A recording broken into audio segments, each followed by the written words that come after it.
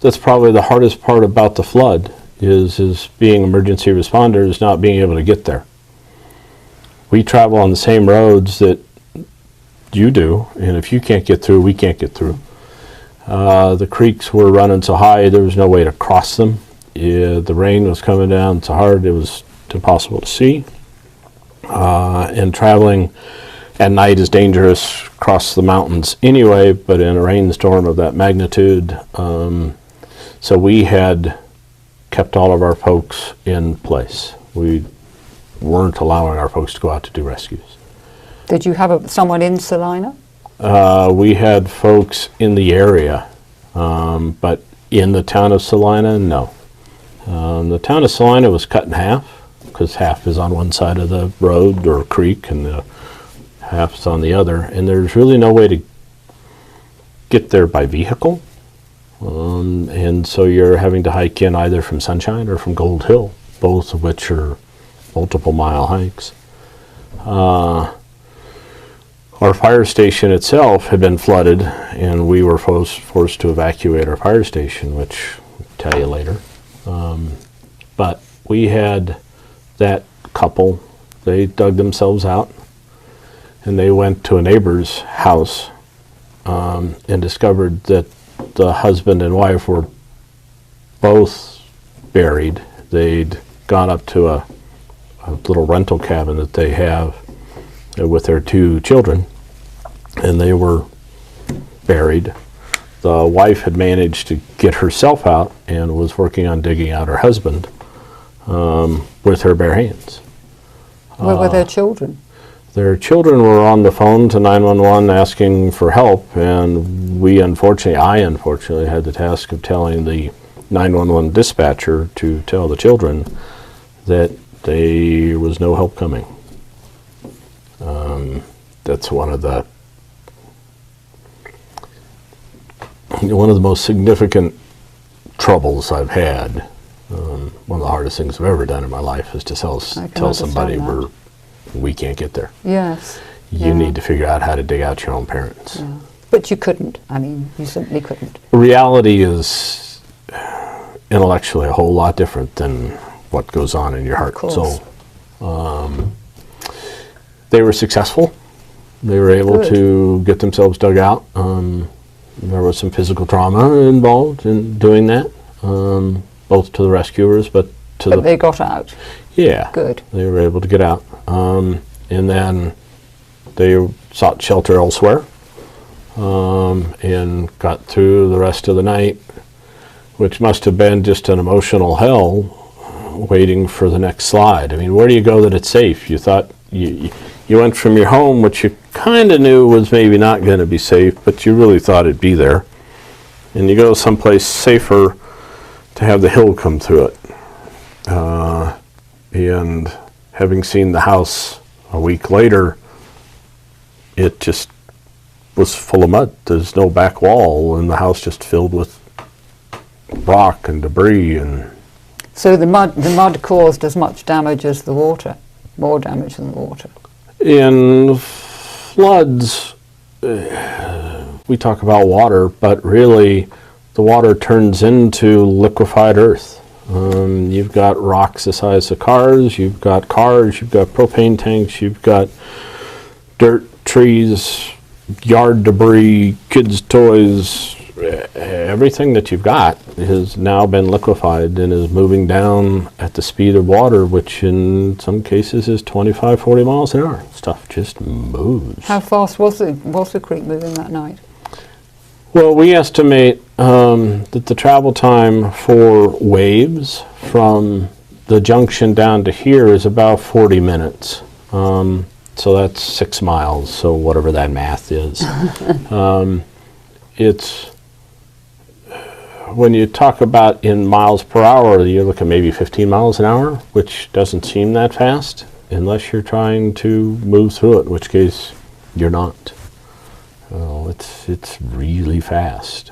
So people were simply trying to survive during that night. Mm-hmm. What was the picture in the morning?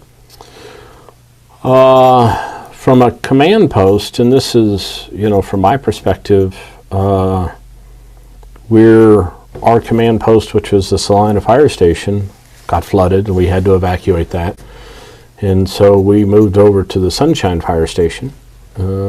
So you're inside a building, it's raining. There's a whole lot of people looking for ways to help. There are a lot of people in need of help. You have radios, two-way radios, so we're communicating with people in the field, we're communicating with the Office of Emergency Management, we're communicating with sheriff's officers. There's a telephone that's currently working, so it's pretty much ringing nonstop. And a few folks that have working cell phones, because some carriers work up there and some didn't, their phones are ringing nonstop. So inside the command post is, well, it's loud and very chaotic, and we're gathering information. So we have a dry erase board with a hand-drawn map of the district with where we know roads are washed out, where we know we have landslides, mudslides, where we know we have houses that have been taken out, destroyed. We have that map up. We have another whiteboard up with just rescues, problems, whether it be, you know, again, a collapsed structure, we don't know if anybody's in there, to rescues that we know are imminent, to rescues that we believe people are just trapped but doing okay. And then we have weather reports. But all of this is inside a building. So my view of what's going on during the flood is all second, third, fifth, 20th hand. Because I've been doing this for a long time, I'm capable of having that image. Because I know my district so well, when you tell me the address, I can visualize it, and I've got a good idea how else we can get there if it's not by the road. But it's still third hand. So what at that point were your priorities? Life safety. Our priorities at that time was getting rescuers to known critical rescues. So we knew that we had to get rescuers into Salina because we knew that we'd had people buried. And it only makes sense that if you had one person buried, you probably had two. We had 4 confirmed, so we assumed we had more. So we needed to get... So Up back in from battery Salina. changes, we were... Trying to think how to get to Salina. So we were... Our priority mission was to get rescuers into Salina as what we felt was probably the hardest hit area in our district. So we needed to ascertain how to get people in there and then how to get them out. So we were fortunate in having 2 of our firefighters somewhat trapped originally, but pre-positioned on the north side of 4 Mile Creek, west of Salina, which puts them on a hill called Malvina. And Malvina Hill became really pretty strategic for us in that it gave us access by hiking up the hill and down into Salina, but it also proved to be a landing zone for helicopters later. But we hiked we were preparing to hike in a team. Who was in the team? Well, that's actually a great flood story. We were preparing to send in a team, and when you put a team together, you need local knowledge, but you also need skill sets. So you need people who are good with ropes, you need medical, you need people who are familiar with the area, people who are familiar with the residents that you're going in with, and then you need somebody to lead them. And those are specific skill sets, and not everybody possesses them. And we're putting together a team, and there's some in the command post. I'm in command, and in the fire world, emergency response world, very paramilitary. So your commander, you are the last word.